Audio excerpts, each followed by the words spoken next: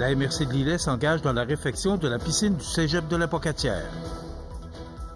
Le NM Félix-Antoine Savard en renfort 5 jours pour désenclaver une autre communauté insulaire. Québec riposte aux tarifs américains avec des mesures économiques fortes.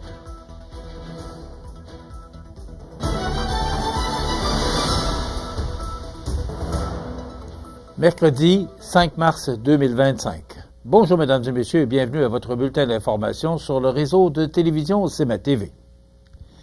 La MRC de Lillet annonce une aide financière importante pour soutenir la réfection de la piscine du cégep de la Pocatière. En effet, un investissement total de 225 000 $ a été confirmé par le Conseil des maires lors de la dernière séance de février. Cette aide sera répartie sur 3 ans à raison de 75 000 $ par année. Le premier versement proviendra du Fonds de soutien aux projets structurants de la MRC, un programme mis en place dans le cadre du Fonds Région et Ruralité. Cette piscine est un élément clé de l'offre sportive et éducative de la région, et son état préoccupait de nombreux citoyens. Depuis plusieurs mois, la MRC de Lillet travaille, en étroite collaboration, avec les intervenants du Kamouraska pour évaluer les meilleures façons de soutenir ce projet. Pour les élus, il était essentiel de répondre à cet enjeu afin d'assurer la qualité de vie des citoyens, jeunes et moins jeunes. Le préfet de la MRC de Lillet, Normand Caron, a souligné l'importance de cette contribution. Il était évident pour nous, devant la forte mobilisation de la population, que la MRC devait s'impliquer. Cette piscine est essentielle pour la sécurité de nos enfants, la santé de notre communauté et le dynamisme de nos loisirs. Sa réouverture est une priorité. La MRC de Lillet encourage donc les citoyens et les différents partenaires à poursuivre leurs efforts pour concrétiser ce projet tant attendu. Grâce au soutien du ministère des Affaires municipales et de l'Habitation, cette réfection pourrait bientôt devenir réalité. Au mois d'août dernier, le député de Côte-du-Sud, Mathieu Rivet, confirmait que le gouvernement du Québec attribuait une aide financière du ministère de l'Éducation de 4,3 millions de $, en plus d'une enveloppe du ministère de l'Enseignement supérieur représentant un montant de 1,5 million de $ octroyé au cégep de la Pocatière pour un total de 5,8 millions de $, dont le coût de réalisation du projet s'élèverait à près de 12 millions de $. Rappelons que la MRC de Kamouraska avait décidé en octobre dernier d'investir la somme de 1,2 million de $ pour ce projet, soit une aide financière représentant 10 % du projet, à titre de partenaire, les élus du conseil de la MRC reconnaissant que la piscine du cégep constituait un service hautement essentiel et que sa fermeture représentait un enjeu majeur au niveau de la sécurité aquatique, notamment pour les familles et les jeunes. Un dossier à suivre pour les résidents de la région qui espèrent retrouver un accès à ces installations sportives indispensables dans les meilleurs délais. La Société des traversiers du Québec procède actuellement à un mouvement de navires de 5 jours afin d'assurer un voyage de ravitaillement hivernal de marchandises pour les résidents et les agriculteurs de l'île à la traverse de l'île aux Grues, communauté insulaire ne possédant aucun lien maritime durant l'hiver.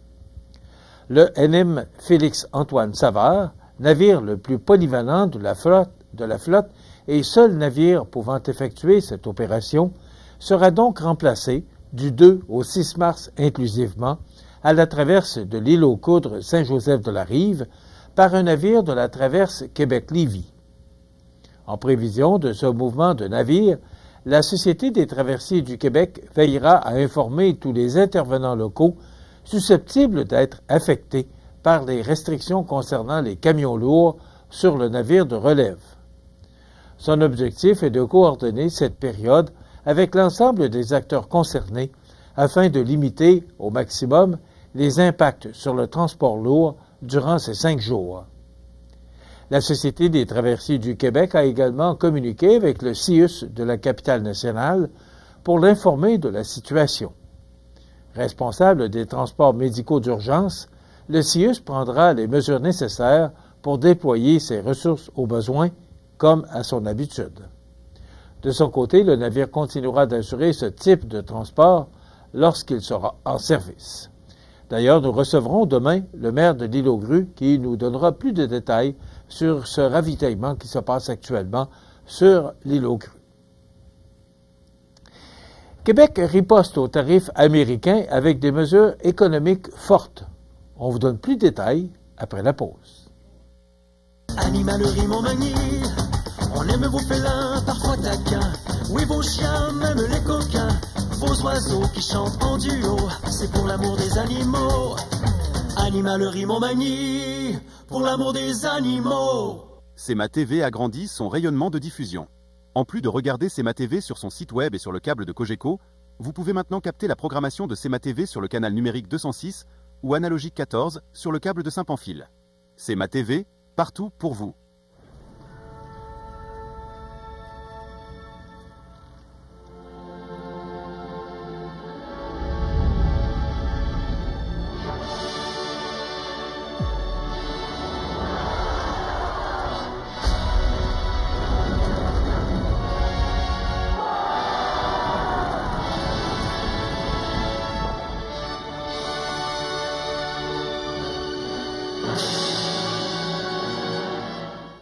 Vous regardez CEMA TV, le réseau de l'information sur la Côte-du-Sud. Dans un contexte d'incertitude économique, le gouvernement du Québec annonce un renforcement de son soutien aux entreprises locales tout en imposant des pénalités aux soumissionnaires américains sur les contrats publics. Dès maintenant, toute entreprise américaine soumettant une offre sur un appel d'offres public au Québec sans y avoir d'établissement sera pénalisée jusqu'à 25 %. Cette mesure vise à favoriser l'achat local et s'appliquera aux ministères, aux organismes gouvernementaux, ainsi qu'au secteur de l'éducation et de la santé.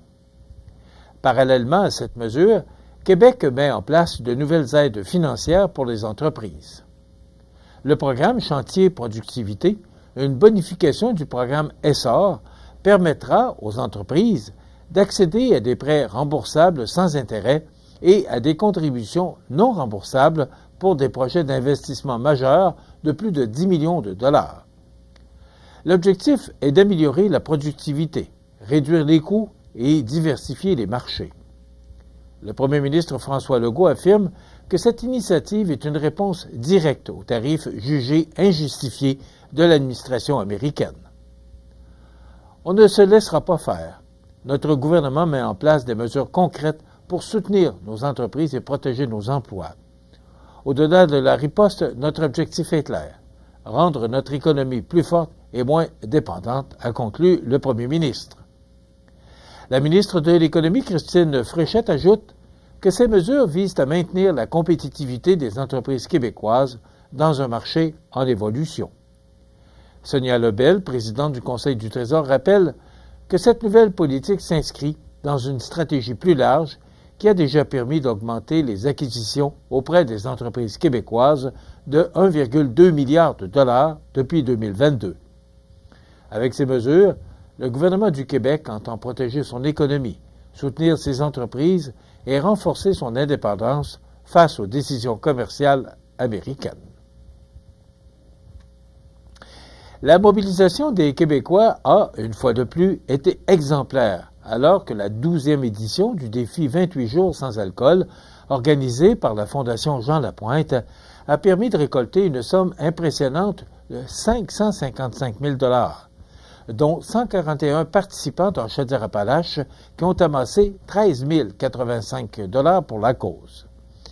Cet événement, qui est bien plus qu'un simple défi personnel, s'est imposé au fil des ans comme une campagne majeure de sensibilisation aux dépendances et de soutien à la prévention de la consommation d'alcool.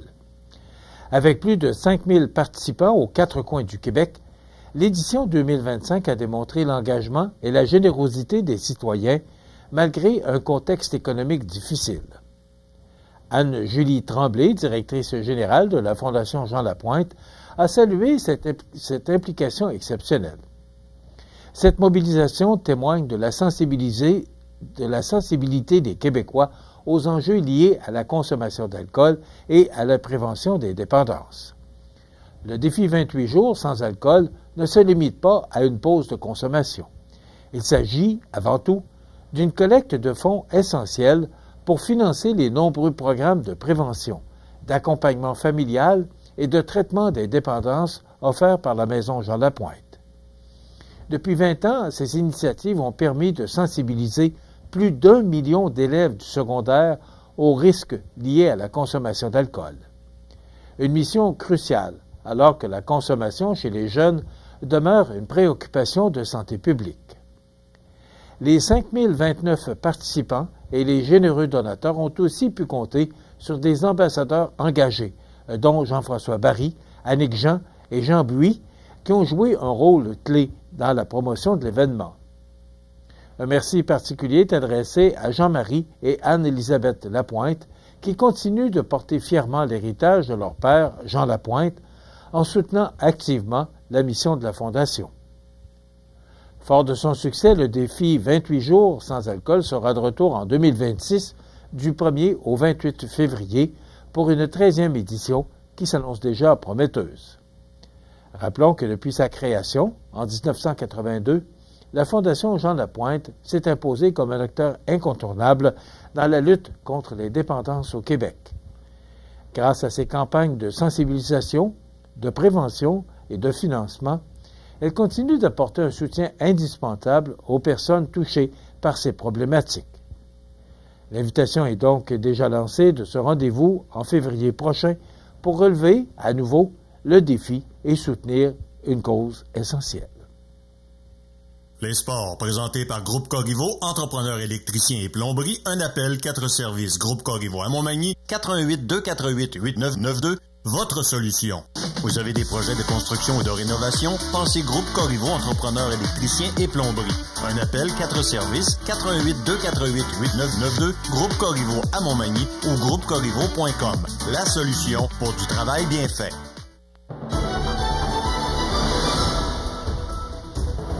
Au sport, dans le circuit senior KRTB, les seniors de la Pocatière étaient en action cette fin de semaine pour les rencontres 3 et 4 de la série 2025 contre Rivière-Bleue. Ils ont pris les devants 3-1 dans cette série 4 de 7 avec une victoire et une défaite. Vendredi soir, au centre Bombardier, les seniors ont gagné 4-1. L'attaque a été menée par le trio Lisotte, Picard et Desmarais avec 7 points. La défensive a connu une solide performance. Samuel Sirois a fait face à 32 tirs pour mériter une 3e victoire en autant de matchs. Plusieurs pénalités et 5 suspensions de parties ont été attribuées à l'équipe locale. Samedi soir, les seniors étaient du côté de Rivière-Bleue avec des effectifs réduits en raison des suspensions de la veille et ont subi une défaite de 5-4 en prolongation. 2 buts de Pierre Lambert et une solide performance du gardien Charles Girard qui a fait face à 44 lancers et des arrêts assez spectaculaires. Il a mérité la 2e étoile du match. La 5e partie de cette série aura lieu le vendredi 14 mars à 20h30 au centre Bombardier de la Pocatière. Si un 6e match devenait nécessaire, il sera présenté samedi 15 mars à 20h du côté de Rivière-Bleue. Voilà ce qui complète votre bulletin d'actualité de ce mercredi 5 mars 2025. Dans un moment, les prévisions de la météo et l'état des routes. Voilà, c'est tout pour l'instant. Bonne journée, mesdames, messieurs. Pour joindre la salle de nouvelles de CMA-TV, nouvelles au pluriel @cmatv.ca ou encore 418-241-1313, poste 226.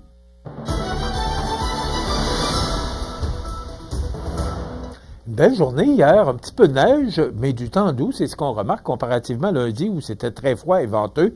Hier, on a connu des températures plus douces et c'est ce qu'on prévoit là au cours des prochains jours. On est comme en transition là parce que le mois de mars qui débute annonce le printemps et le retour du beau temps, alors des températures là qui vont osciller là, tout près du point de congélation. Il faut s'attendre qu'on va encore avoir des journées froides. Vous savez que pour le temps des sucres, ce qui est très bon pour le temps des sucres, c'est du temps doux le jour et du temps beaucoup plus froid la nuit. Si on regarde l'image satellite, ben, il y a une dépression là, qui nous atteint aujourd'hui et demain. Donc, c'est 48 heures où on aura toutes sortes de précipitations, neige, verglas, de la pluie. C'est ce qu'on nous prévoit, là, du moins jusqu'en fin de journée demain, jeudi. Ça nous donne, en résumé, pour aujourd'hui, mercredi, de la neige, risque de pluie verglaçante en après-midi, accumulation de neige de 2 cm, des vents qui deviendront du nord-est à 30 km avec des rafales à 60 en après-midi, température stable à près de -1. Ce soir et la nuit prochaine, de la pluie, risque de pluie verglaçante en soirée. On parle de 10 à 15 mm de pluie, vent du nord-est de 30 km avec des rafales à 60, température à la hausse pour atteindre +3 au cours de la nuit prochaine.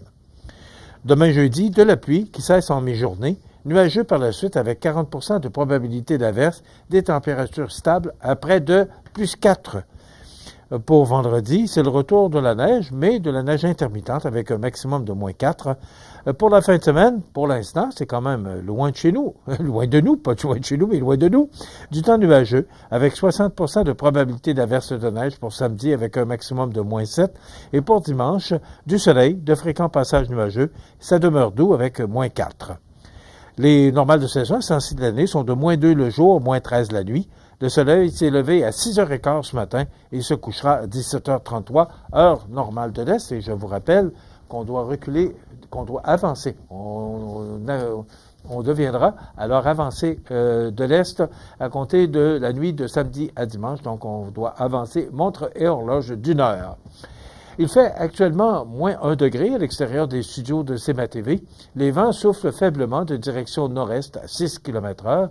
L'humidité est à 93 % et la pression barométrique est à 101,3 kPa. Donc, si vous devez aujourd'hui prendre la route, il faudra être prudent parce que neige, verglas et pluie. Donc, c'est le menu qu'on nous offre pour cette journée de mercredi et ce sera la même chose pour demain. Maintenant, pour le menu de cette journée, cette émission, du 5 mars. Dans un moment, on vous propose la chronique culturelle avec Cynthia Lamontagne des Arts de la Scène. Et comme à tous les 2 mercredis, on parle de tout ce qui se passe dans la MRC de Bellechasse avec Éric Gourde, qui est journaliste du journal La Voix du Sud. Donc, c'est ce qu'on vous propose. Et bien sûr, il sera notamment question d'actualité parce qu'il y a beaucoup de sujets à discuter. Ben, c'est le menu qu'on vous offre pour cette émission du 5 mars. Je vous souhaite donc une excellente émission à notre antenne.